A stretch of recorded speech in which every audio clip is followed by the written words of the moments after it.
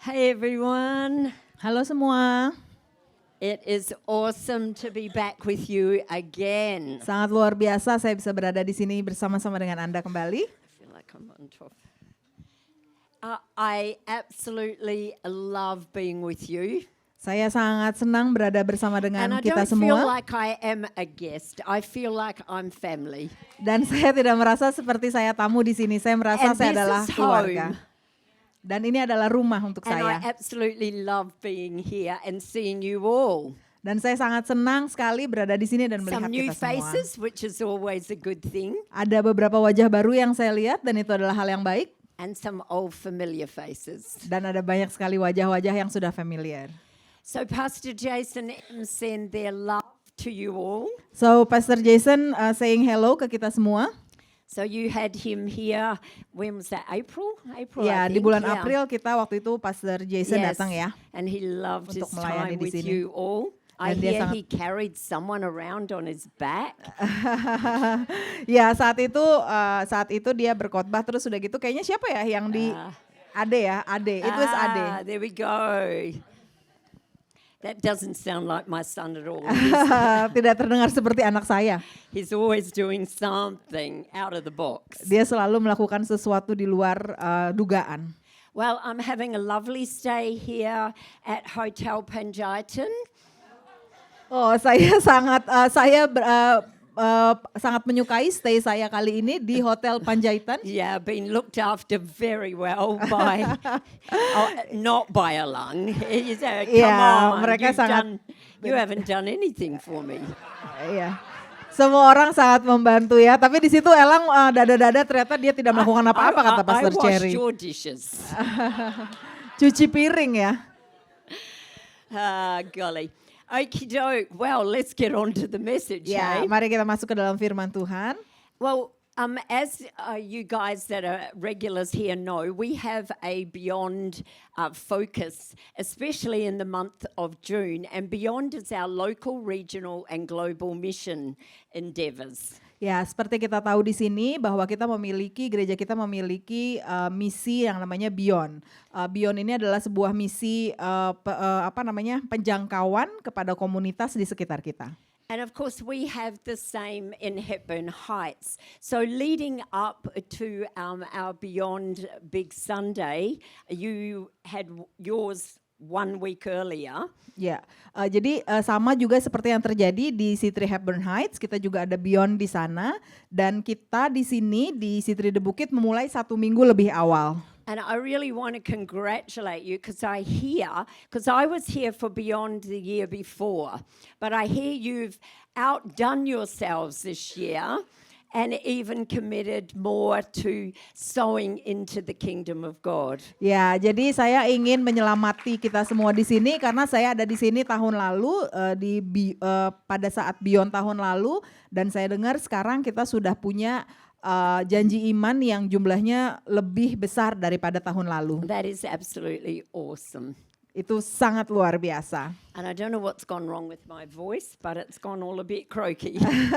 Dan maaf suara saya agak kurang lancar. So you have to excuse me this morning. Ya, harap dimaafkan ya kalau agak gitu. Sorry? Oh, thank you. I don't know that it's going to help, but I will have a little one. Rightio. So we've been, so Pastor Jace actually asked me to share leading up to Beyond a message called Mission Memoirs.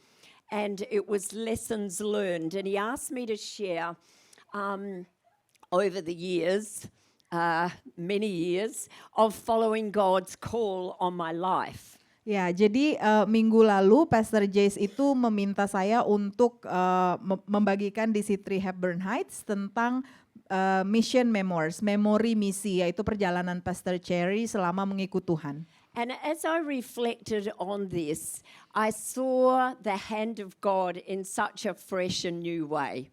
Dan saat saya punya waktu refleksi untuk hal ini, saya bisa melihat lagi betapa Tuhan itu tangannya tidak pernah putus menyertai saya. That He is indeed a faithful God and that He has a plan and a purpose for each one of our lives. Dan Dia adalah Allah yang setia dan Dia memiliki janji dan tujuan untuk kehidupan kita. And He is able to work together everything over our lives, the good and the bad, Dan apa yang terjadi baik dalam hidup kita maupun tidak baik, as we follow Him and obey what He is saying for us to do. Dia menjadikannya baik saat kita mengikuti apa kata Tuhan, saat kita mematuhi semua And I've kehendaknya. seen that in my life, and I know that you have as well.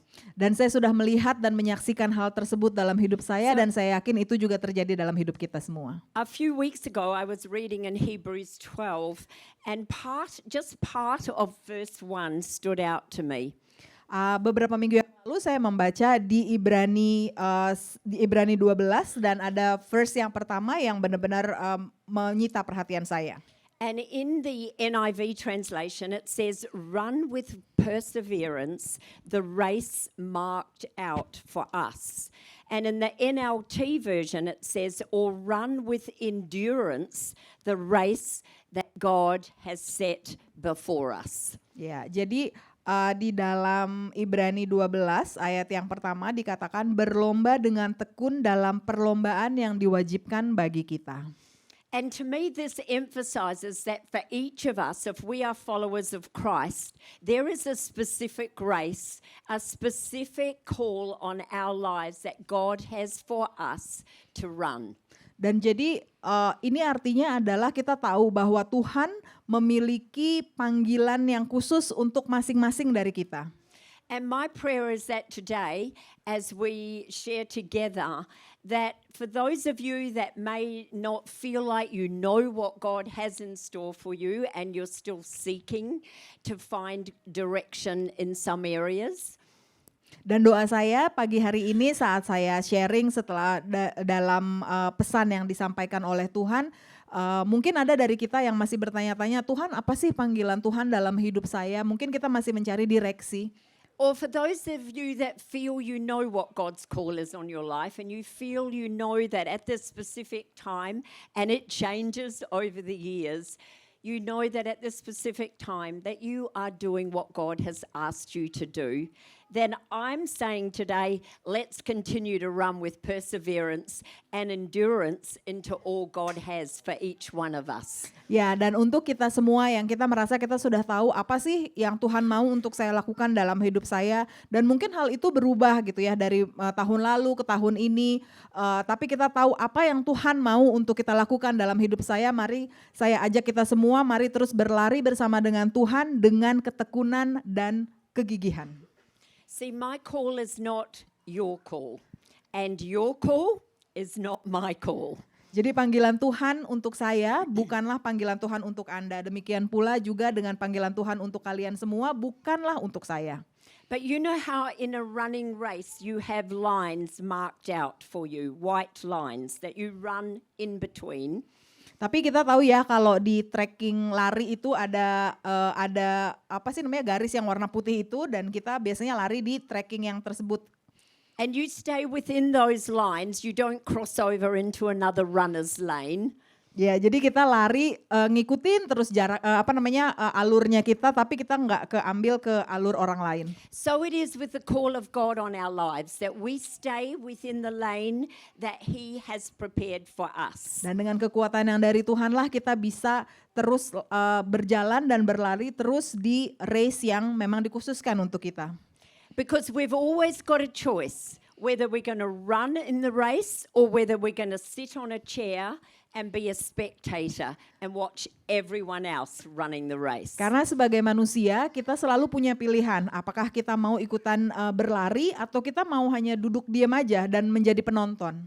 See, I've got a goal, and my goal is just like the Apostle Paul said to Timothy in chapter 4, verse 7, I want to be able to say when my race finishes, and I'm closer to the end of my race than a lot of you are here, I want to be able to say, I fought a good fight.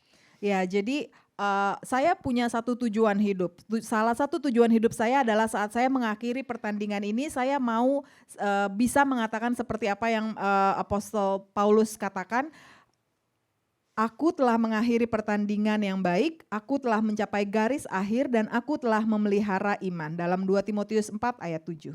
Yep. I have fought a good fight. I have finished my race, not your race, my race. I finished my race and I have kept the faith. Ya, jadi aku telah mengakhiri pertandingan yang baik, aku telah mencapai garis akhirku bukan garis akhir orang lain, dan aku telah memelihara iman. So whose goal is that today? Who can say, yeah, I'm with you on that one. I want to Yeah. be able to say at the end of my time on this earth, I fought a good fight. Siapakah yang I bersama dengan finished saya my di sini? race. Siapa yang mau bilang Anybody? Yes. Amen. banyak ya? Amin. Yeah. No, so today what I want to look at is someone who ran his race, but I want to look at his life. And we will, as we look at his life, we'll see the difficulties he encountered. We'll see how he ran his race and followed the call on his life. Baik, jadi pagi hari ini kita mau lihat dari sebuah tokoh yang ada di kitab suci di mana dia menyelesaikan pertandingannya sampai akhir. Dan kita mau lihat dalam perjalanan panjangnya mengenai kesulitan yang dia alami, bagaimana dia menghadapinya, bagaimana dia terus mengikut Tuhan. And that person is Gideon, and I've called this series, which this is just the first part of the series that I'm going to do over the next 2 or 3 weeks. Ya, jadi tokoh ini adalah Gideon, dan apa yang akan kita bicarakan pada pagi hari ini adalah bagian dari 3 seri, dan hari ini adalah seri yang pertama. Yep, Mission Impossible. Misi yang mustahil. Now, for those of you that maybe grew up in the Western world, you might, and if you're my age, you would remember the series Mission Impossible on TV. Jadi mungkin ada yang masih ingat ada serial Mission Impossible di televisi. Anybody remember that? Me. Yeah? Yeah. But most of you probably remember or know of the films with Tom Cruise, of course. Ya, mungkin kalau mungkin kalau ada yang nggak tahu serinya, sudah ada beberapa tahun lalu itu filmnya oleh Tom Cruise. And one of my favorite memories of that series was when Ethan Hunt, who's the main character, his boss said to him, "Your mission, should you decide to accept it," and then would outline what the mission was. Ya, jadi salah satu adegan favorit saya adalah pada saat bosnya Ethan ini bilang, misi kamu adalah kalau kamu menerimanya, kemudian akan dilanjutkan dengan misi apa itu. Obviously, he always accepted the mission. dalam setiap seri pasti diterima sih No matter misinya. how hard or difficult, Bagaimanapun no matter sulitnya, how impossible, bagaimanapun kelihatan mustahilnya, he stepped into the mission. jadi dia selalu menjalankan And misi we're going to look tersebut. at Gideon's story in the same light as that. Dan kita akan melihat cerita Gideon. Now, Gideon was told his mission by an angel of the Lord. Jadi Gideon itu diberikan misi oleh malaikat Tuhan.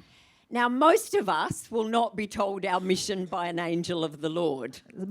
Pasti dari kita semua di sini tidak ada ya yang maksudnya yang mengalami hal yang seperti ini, dikasih misi langsung dari malaikat Tuhan. How nice would that be? That would be really easy. If an angel would just stand before us Ya, and kalau- say, "This is your mission, should you decide to accept it." Ya, jadi kalau sampai hal itu terjadi enak banget sih, gampang banget karena kita nggak usah menebak-nebak lagi dan kita tinggal mendengar, oke, ini adalah misi kamu.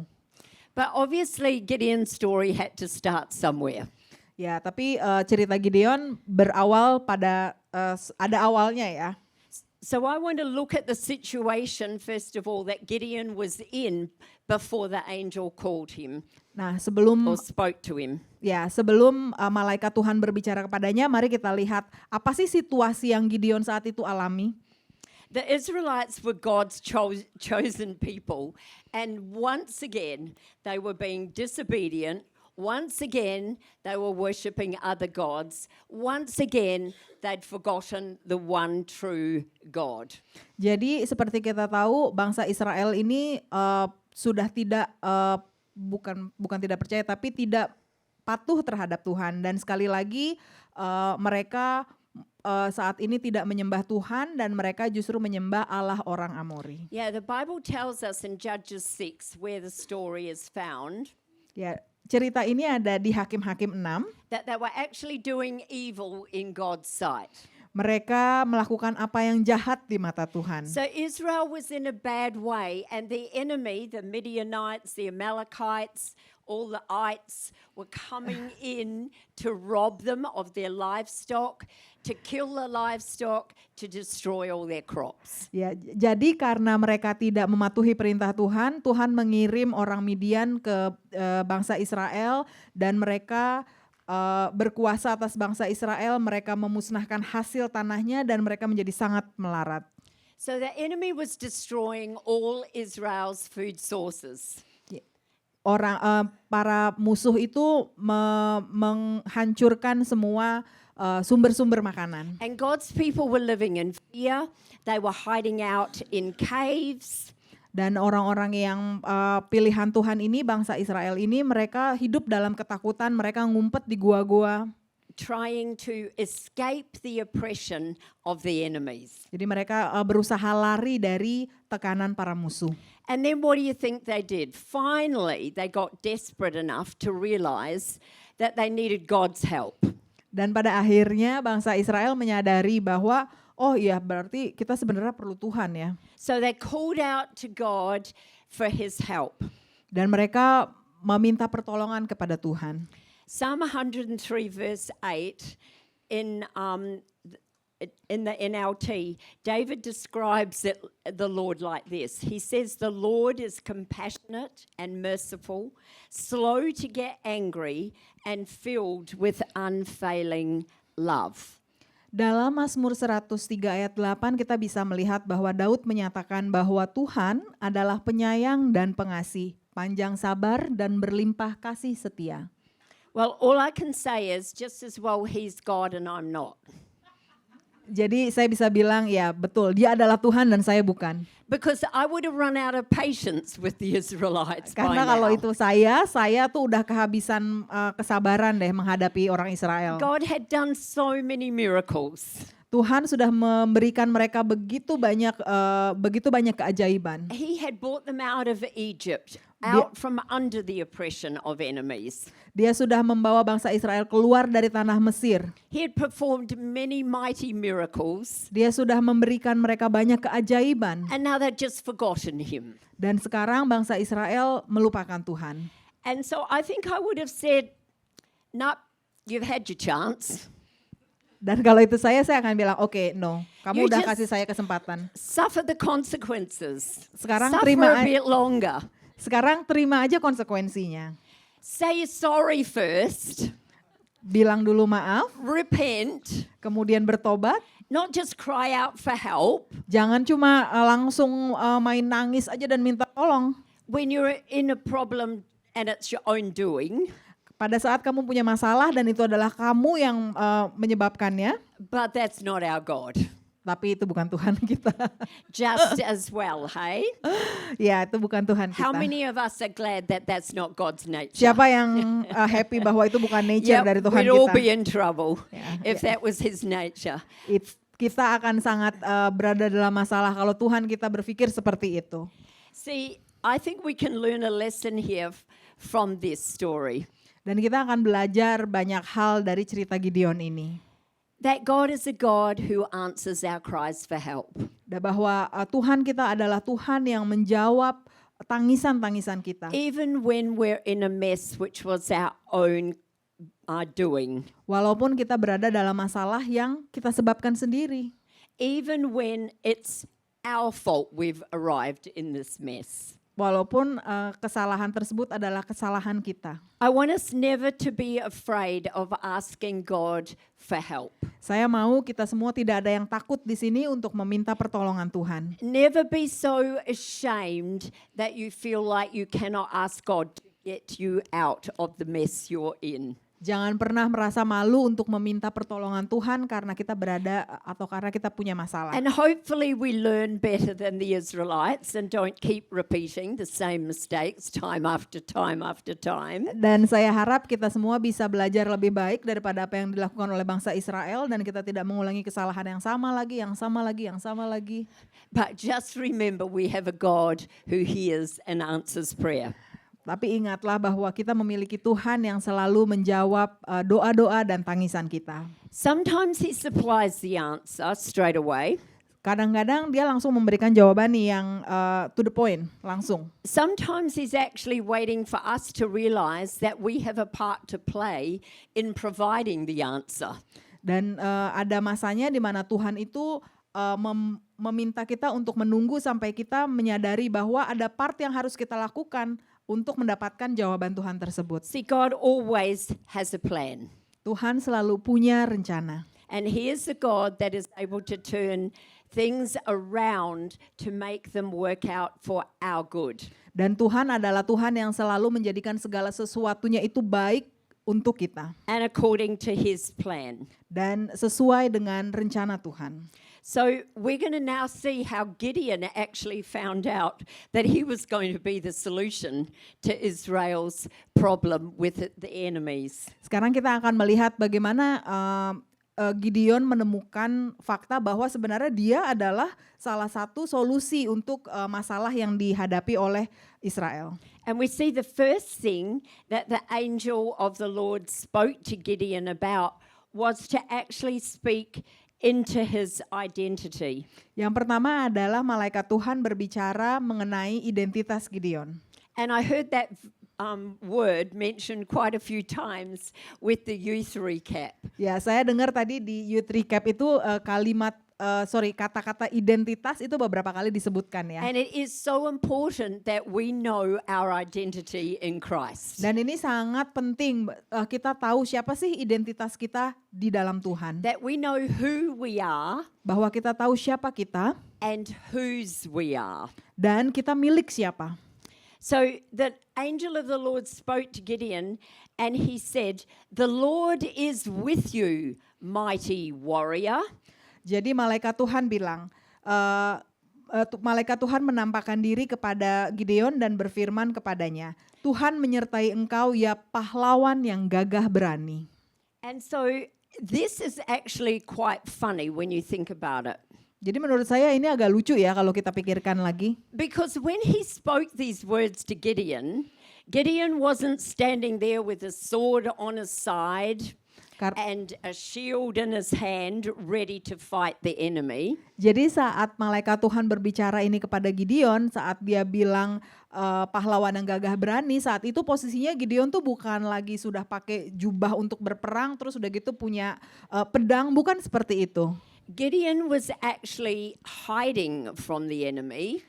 Sebenarnya saat itu posisinya Gideon lagi bersembunyi dari musuh. And the Bible tells us he was threshing wheat in a wine press, which is like a hole in the ground. Dan Alkitab menyatakan bahwa saat itu Gideon itu sedang mengirik gandum yang dilakukan di bawah tanah. Where they put the grapes and they trod them out to produce wine. Jadi saat itu adalah seperti di pabrik wine, di mana saat itu posisinya di bawah tanah, mereka tuh biasanya menginjak-injak anggurnya. So Gideon was trying to hide the fact that he was threshing wheat away from the enemy.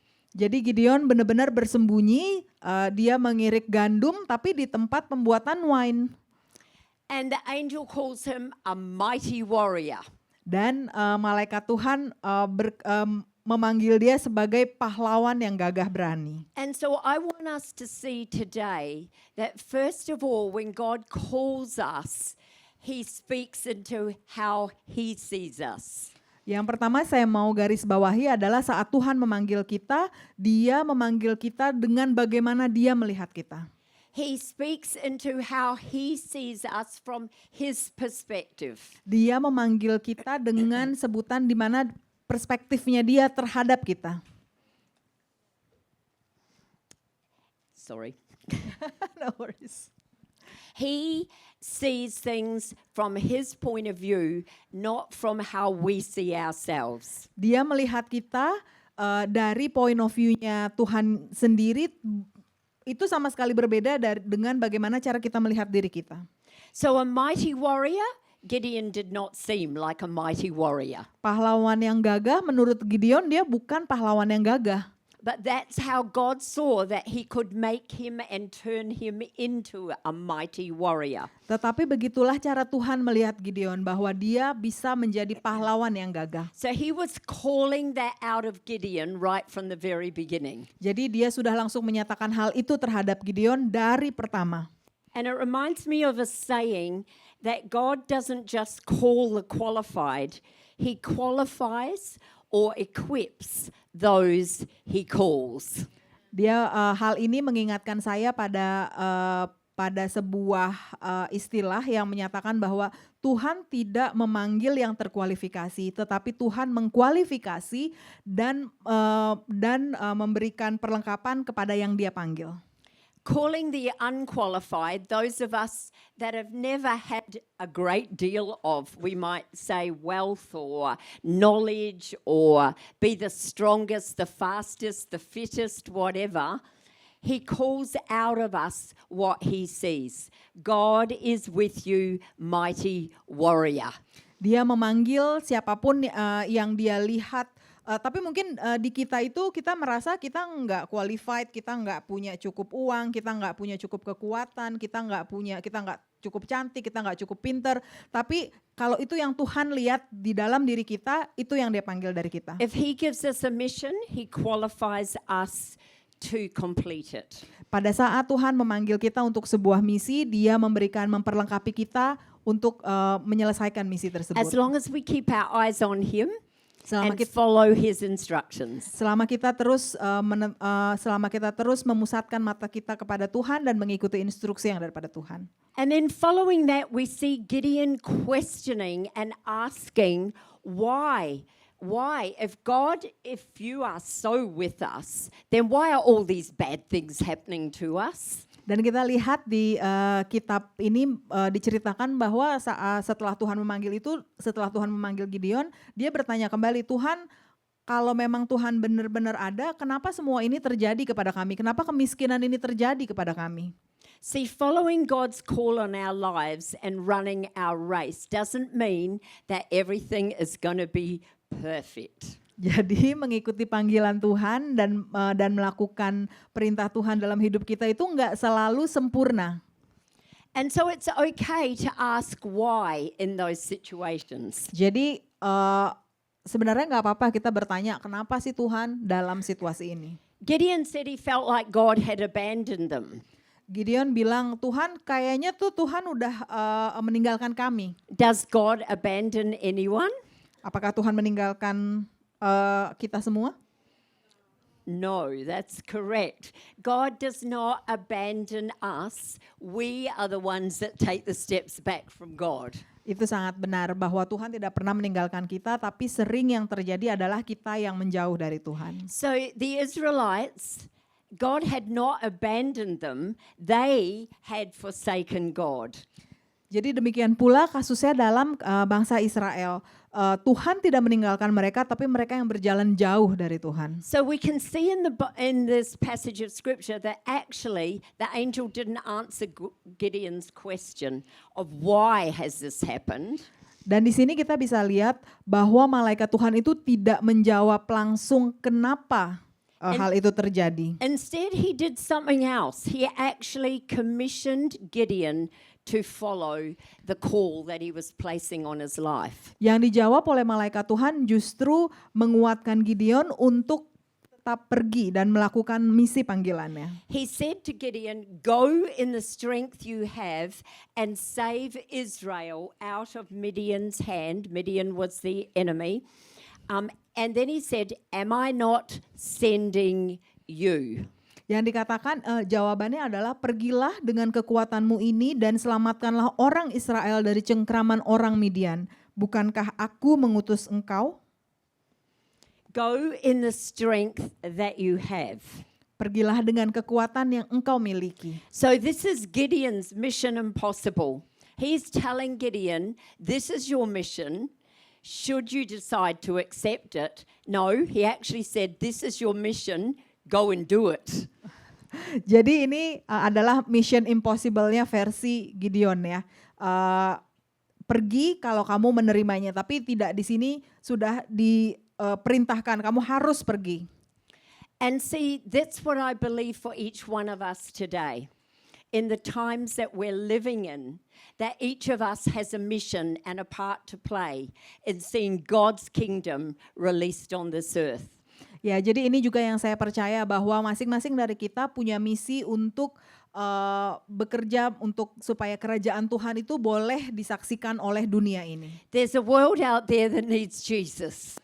Ada dunia yang membutuhkan Yesus. And we have Jesus with us. Dan kita memiliki Yesus ada di dalam hidup kita. And he is sending us. Dan dia mengutus kita. Not just Gideon thousands of years ago. Bukan hanya Gideon yang diutus beberapa beratus-ratus tahun yang He's lalu. saying to us today, am I not sending you Tuhan- and you and you and you and you? Tuhan berkata kepada kita, bukankah aku mengutus engkau dan engkau dan engkau dan engkau? We have to run our race and fulfill our call, not inside these four walls, but outside of these four walls. Kita harus menjalankan pertandingan ini bukan hanya di dalam gereja ini yang terbatas, ada 4 tembok di sini, tapi kita harus pergi keluar dan menjangkau. When God chose and called Gideon, he spoke first into his identity. Waktu Tuhan memanggil Gideon, yang pertama Tuhan sebutkan adalah tentang identitas Gideon. He didn't see him as someone who was hiding in a hole in the ground, afraid of the enemy. Dia tidak melihat Gideon sebagai seseorang yang takut dan lagi bersembunyi dari musuh-musuhnya. But he saw him as a mighty warrior. Why? Because God's presence was with him. Tapi Tuhan melihat Gideon sebagai pahlawan yang gagah perkasa. Kenapa? Karena penyertaan Tuhan ada bersama dengan And Gideon. not just God's presence was with him, but God's presence would empower him. God's presence would equip him. God's presence would see that there was victory.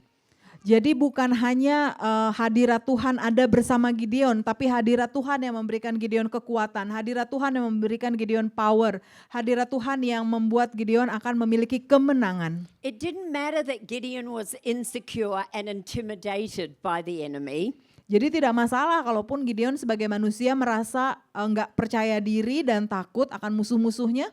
He said to Gideon, go in the strength that you already have, that I have already put within you. Tuhan berkata, pergi dengan kekuatan yang ada di dalam dirimu, yang telah aku perlengkapi di dalam dirimu. He didn't say, wait till you've had some training, wait till you're older.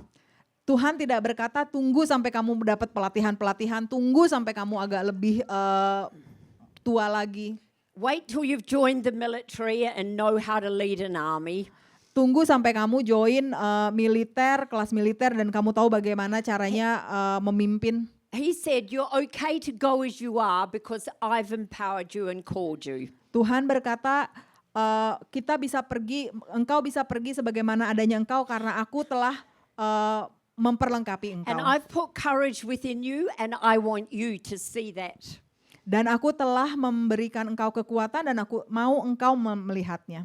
So Gideon, even though he was afraid, Jadi Gideon walaupun dia takut, even though he had no idea of what God was calling him into, walaupun dia tidak tahu sebenarnya Tuhan memanggil dia mau kemana. he just knew that God was speaking to him. Tapi dia tahu bahwa Tuhan berbicara kepada dia. And I believe that that's the same God who spoke to Gideon is speaking to us today. Dan saya percaya Tuhan yang sama yang berbicara dengan Gideon saat ini sedang berbicara dengan kita semua. The same creator God who created each one of us Tuhan yang sama yang menciptakan bumi ini wants you to know that there is greatness inside of you Dia mau kamu tahu bahwa ada kekuatan yang ada dalam dirimu. and that He has a unique call on each of our lives. Dan dia memiliki panggilan yang unik untuk setiap masing-masing kita. But you won't have to fulfill that call on your own. Tapi kita tidak perlu, kita tidak harus melakukan misi itu sendiri. God is with you and God is sending you.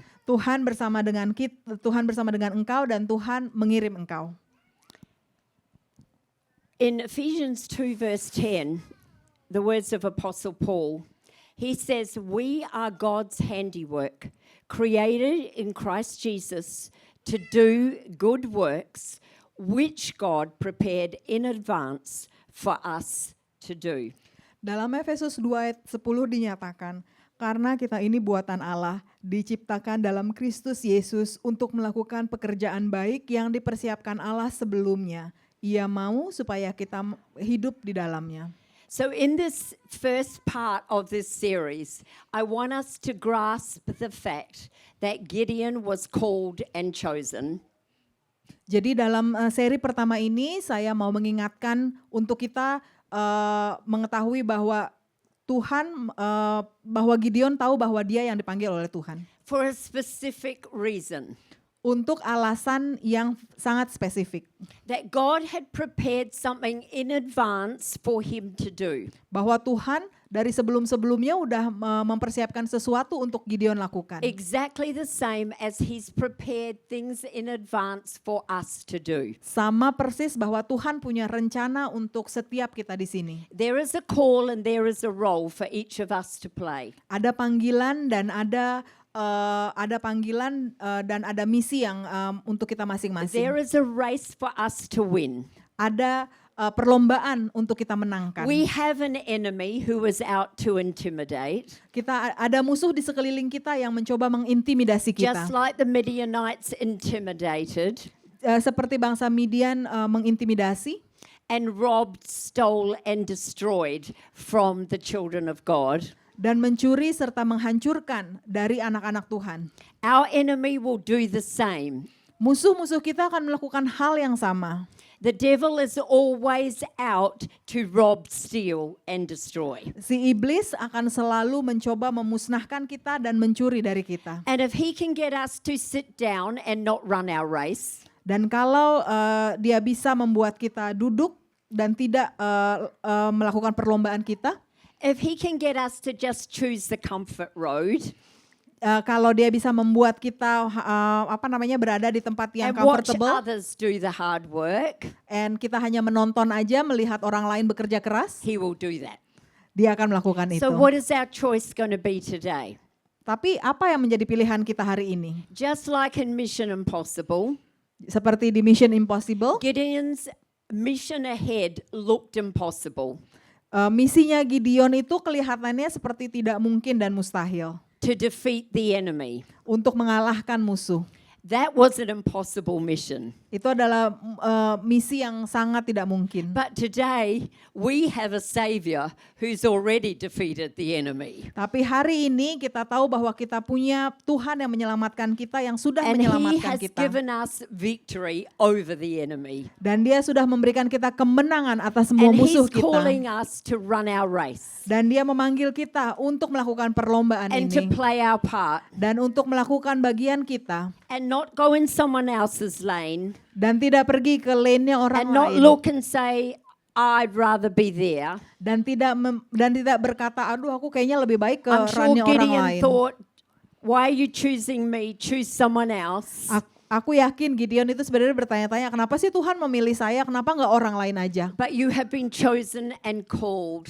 Tapi engkau telah dipilih dan sudah dipanggil. And God speaks to you not as someone who is timid and afraid, but He says you mighty warriors. Dan Tuhan melihat kita semua bukan sebagai orang yang takut dan malu, tetapi sebagai pahlawan. And He speaks to that part of you that He calls out the strength inside. Dan dia berkata kepada engkau di bagian itu dan dia akan membuat engkau melihat kekuatan yang ada dalam dirimu. And so next week we will look at how that played out in Gideon's life. Dan minggu depan kita akan melihat bagaimanakah hal itu terjadi dalam hidup Gideon.